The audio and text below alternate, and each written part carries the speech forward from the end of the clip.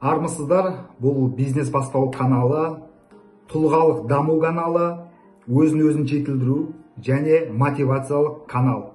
Бұл каналда бизнес жайлы және оны масштабтау, көбейту жолы, тұлғалық даму, адами даму тақырыптары кеңінен қозғалатын болады. Сондықтан канал пайдалы болса, келесі видео сабақтарды жіберіп алмас үшін міндетті түрде тіркеліп алыңыз.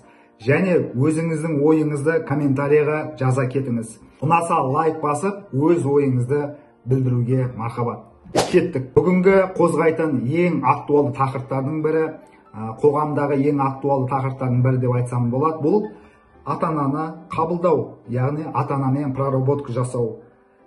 Неге ата-ана? Өйткені ата-ана біздің өмірімізде, біздің күнделікті жүріс-тұрысымызда, күнделікті дамуымызда осы үлкен роль атқарады. Егер сіз қолыңыздан келген барлық нәрсені жасап жатсыз, бизнесіңіз дамымай жатса, немесе күнделікті өміріңізге көңіліңіз толмай жатса, сіз жасаған нәрселердің бәрі артқа қарай кетіп жатса, немесе бір жолыңыз болмай жатса, оның бірден бір тәсілі бұл ата-ананы қабылдамау болып табылады. Яғни қабылдамау деген ол қалай? Сіз ата-анаңызға ренжуіңіз мүмкін, әкеңізге ренжуіңіз мүмкін, немесе анаңызға реніш болып табылады. Және мынаны естен шығармаған жөн, анаңызға деген ренішіңіз бұл сізде махаббатта, сіздің өз-өзіңізді бұлай тұлғалық дамытуға үлкен кедергісін береді. Яғни анаңызға махаббатыңыз болмаса, сіздің өмірде де басқа адамдарға да махаббатыңыз болмайды деген сөз. Ал егер сіз әкеңізді қабылдай алмасаңыз, әкеңізге деген реніш болатын болса, әкеменен ақшаңыз тікелей байланысты. Осыны ұғып алыңыз. Сіздің табысыңыз тең әкеңізге деген сіздің қарым-қатынасыңыз. Түсінемін, егер әкеңіз сіз ойлағандай болмай шықса, егер әкеңіз сіздің көңіліңізден шықпаса, әкеңіз мысалы арақ ішу мүмкін, немесе басқа да бір мінезін көрсету мүмкін, агрессивті, отбасыда бір айқай-шу шығару мүмкін. Сіз соған ренжулесіз, сіз соған қапалысыз.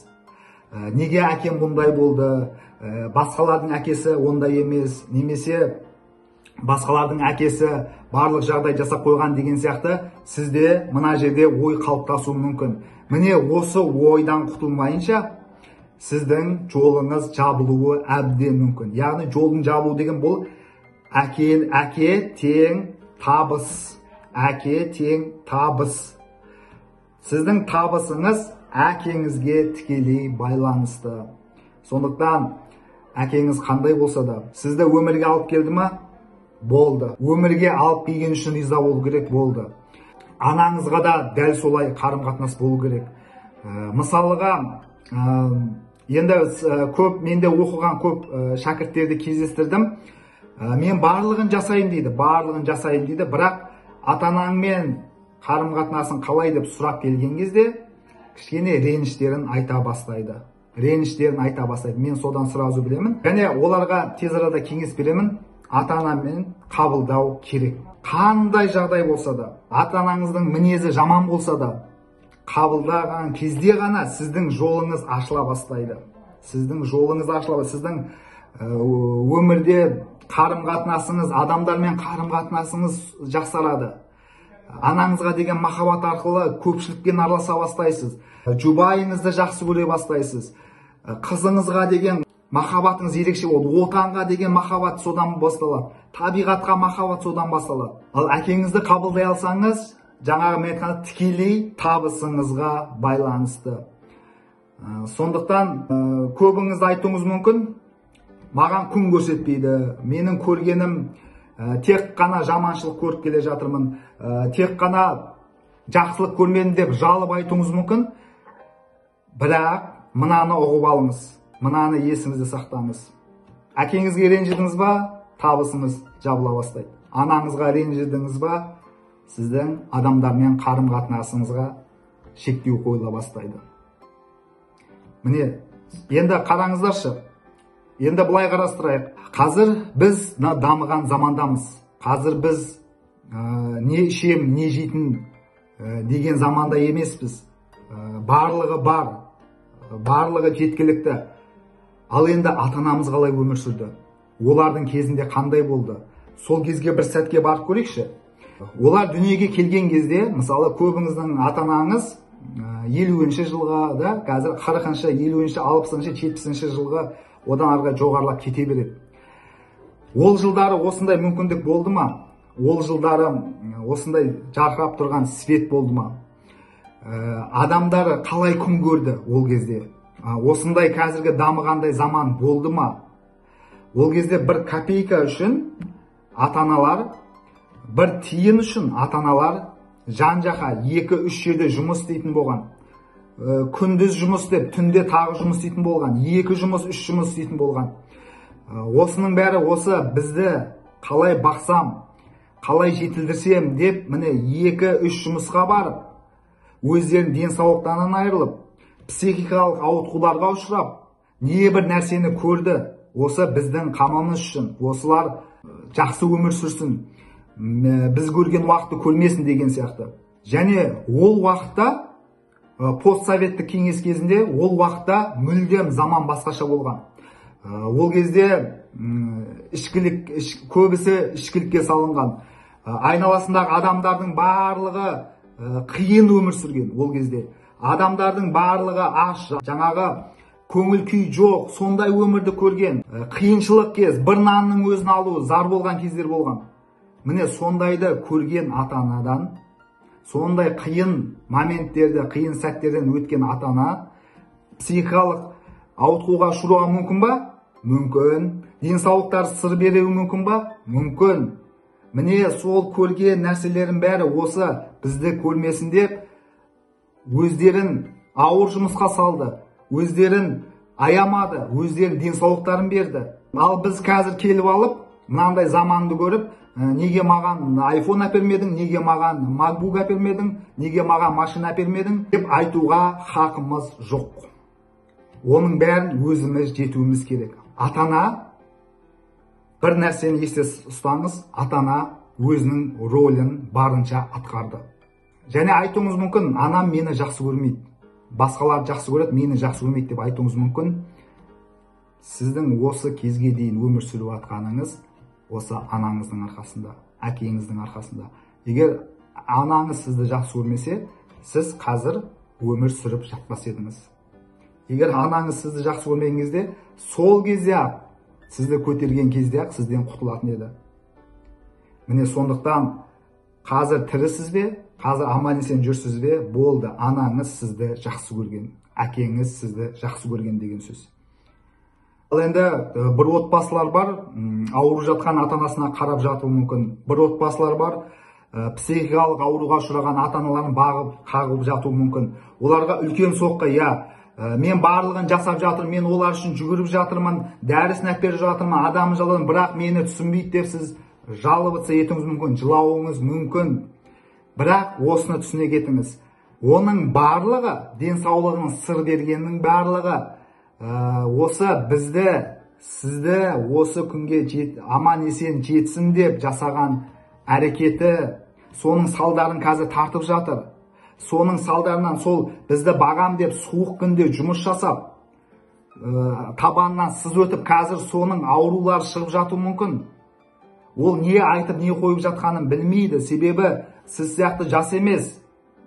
Және ата-анаңызды, егер өзіңізді ата-анаңыздан жоғары қоя бастасаңыз, өзіңізді олардан ақылды санай бастасаңыз, жаратқан ие бар ғой.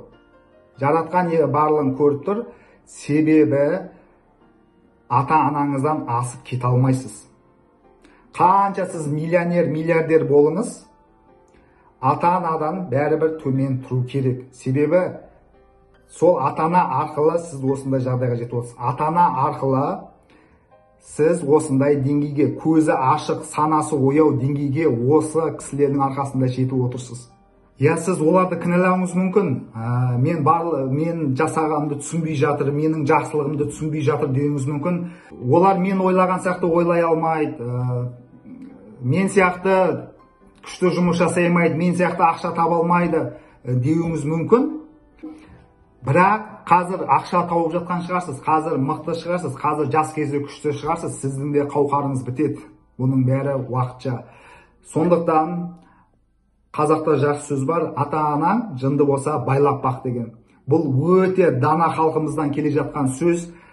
Қалай бар, осы күні жүрміз ба біз, осы ақылдымыз ба, осы мықты қазір жүріп жатырмыз ба, жалынлап тұрмыз ба, осының барлығы тікелей ата-анамыздың арқасында. Сол ата-анамыз бізді жақсы көрмеген кезде біз бұлай отбасы едік.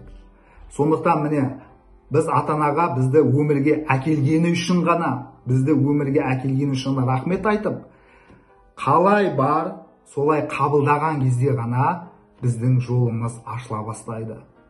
Біздің бастаған ісіміз алға кете бастайды. Біздің жасаған кәсібіміз дөңгелей бастайды. Біздің адамдармен деген қарым-қатынасымыз жақсылық бола бастайды. Жұбайымызбен қарым-қатынас, отбасылық өмірімізде береке сол кезде орнай бастайды. Міне айналып келгенде көп нәрсе ата-анаға байланысты екен. Сондықтан барлығы, кінәнің барлығы, мынау қазіргі сіздің қиналып жатуыңыз мүмкін, сіздің жолыңыз болмай жатуы мүмкін, барлығын ата-анаға әкеп тіремей, ата-ананы кінәламай, өзіңізден іздеңіз, санаңызды емдеңіз. Барлығы осы жерде тұр. Осы жерде сіздің негативтеріңіз, сіздің ата-анаға деген ренішіңіздің бәрі мына сіздің санаңызда. Мына сананы емдемей, жолыңыз ашылу қиын.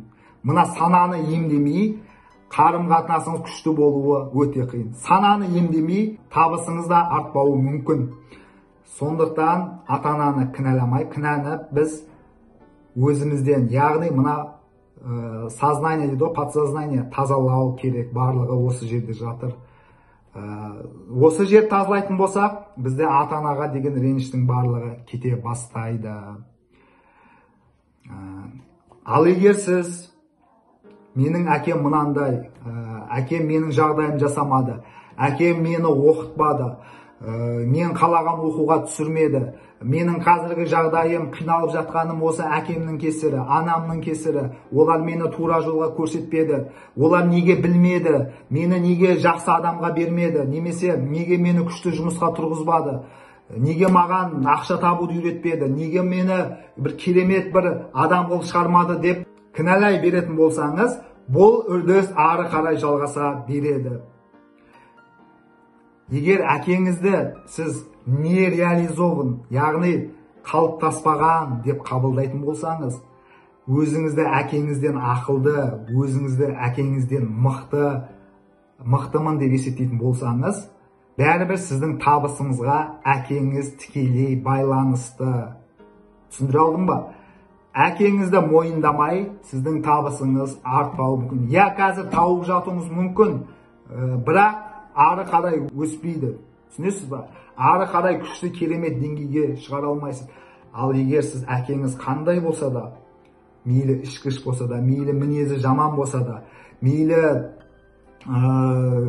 коляскада отырса да, мейлі ауру болып қалса да, сіз қабылдасаңыз, әкеңіздің барлық күші сізге барады. Яғни сол кезде сізге күш бітеді. Әкеңізді қашан мойындайсыз, әкеңізді қашан ақтап аласыз, мынау менің әкем осының арқасында, қандай болса да, осының арқасында мен осындай деңгейге жеттім, осының арқасында міне мен аман сау жүрмін деп қабылдайтын болсаңыз, сізге күш бітеді. Сізге табысыңыз сол кезде арта бастайды. Сондықтан жіберу керек, өкпе реніштің бәрін жіберу керек, қабылдау керек. Қалай бар, солай қабылдау керек, болды. Ата-анамызға ешқандай өкпелей алмаймыз. Өмір болғаннан кейін кейде сөзге келіп қаламыз, кейде келіспей жатамыз. Бірақ бұл қазір сенің интеллектуалдық дамуыңның өсіп кеткені, сен жақсы ортада өмір сүріп жатсың. Сен жақсы өмірді сүріп жатырсың. Сондықтан сенің интеллектің жоғары, сенің ақылың жоғары. Сен ата-анаң сияқты қатты қиыншылық көрген жоқсың. Ата-анаң сияқты қиын кезде жұмыс жасамауың мүмкін. Ал олардың кезде де осындай жағдай болған кезде, осындай Инстаграм, осындай дамып кеткен заман, осындай айфон, осындай машина, осындай үй, осындай техниканың дамып кеткені болған кезде, ол кезде саған басқаша жағдай жасар ма еді? Олардың кезінде бұндай болған жоқ. Олар жаңағы бар киімін киді, жыртық нәрсемен жүрді. Осы сендерді, осы бізді жаурамасын, бізді аш қалмасын деп, өзі жемесе де, өзі киінбесе де біздің аузымызға тосты, біздің жағдайымыз жасады. Міне сондықтан олар дер кезінде емделе алмады. Осы біздің қамымыз деп дер кезінде емделуге деген ақшасын бізге берді. Түсініп отырсыз ба? Түсіндіре алдым ба? Ал олар, егер бізді жақсы көрмесе, сол кезде емделіп, бізге қарамай, аш болса бола берсін деген сияқты өзінің ғана басын ойлап кететін болса, біз бұндай күйге жетпейтін едік қазір. Міне өздерін ойламай бізге тосты, бізге берді барлығын. Түсініп, ата-ананы ақтап, қандай болса да қабыл алған кезде ғана, тағдырыңызға риза болған кезде ғана, осындай ата-ана болғанына риза бол. Риза болған кезде ғана сіз бай адамсыз. Тағдырыңызға риза болған кезде ғана сіз бай адамсыз. Яғни бай болудың жолдары ашылады деген сөз. Әкеңіз қалай бар, анаңыз қалай бар, қабылдап алыңыз. Сол кезде риза боласыз. Осындай қандай халде болса да қабыл алыңыз. Мейлі ол денсаулық болмасын, мейлі ол сен ойлағанда ақылды болмасын, мейлі оның ақшасы аз болса да, сен қабылдап ал. Сен қабылдап алған кезде ғана сенің жарқырайсың, сенің табысың өседі, сенде күш бітеді, сенің адамдармен ара қатынасың барлығы түзелетін болады. Барлық мәселе осы біздің санамызда, өзімізде жатыр. Өзіміздің сананы емдеу керек, ешкімге реніш ұстамау керек. Сол кезде ғана біздің бастаған ісіміз алға кетеді. Сол кезде ғана табысымыз арта бастайды. Міне ата-ана туралы барлық керемет пайдалы ақпараттарды айта алдым деп ойлаймын. Жеткізе алмаған жерлерім болатын болса, комментарияға өз ойыңызды міндетті түрде жаза кетіңіз. Келесі видеоларды жіберіп алмас үшін каналға міндетті түрде тіркеліп алыңыз. Ұнаса лайк басыңыз, ұнамаса тағы басыңыз. Бұл бизнес бастау каналында барлығы тұлғалық даму туралы, өзіміздің дамуымыз туралы, жақсы өмір сүруіміз туралы, біз бен сіздің жақсы өмір сүруіміз үшін осы канал арналған. Сондықтан ата-анасына ренжіп жүрген, жолы болмай жүрген, өмірге өкпелі туысқандарыңыз, достарыңыз болатын болса, осы видеоны тарата жүріңіз. Олар да көрсін, олар да ойлансын. Тек қана өзім дамайын демей, барлығын жіберіп отырыңыз. Сонда ғана біздің Қазақстанда жағдай мықты болады. Міне қазақтың азаматтары, азаматшалар сол кезде шығады, жарқырап, жайнап шығады, жарқырап сол кезде шығады. Қазақстанда алға сүретін осы жастар болғандықтан, осы видеоны барлығы, мейлінше барлық өсемін, өнемін, жақсы өмір сүремін, алға қарай ұмтыламын, тұлғалық даму керек дейтін барша туысқан достарыңызға тарата жүріңіз. Олар да дамысын, көрсін. Келесі видеоларда, келесі сабақтарда жолыққанша аман сау болыңыздар.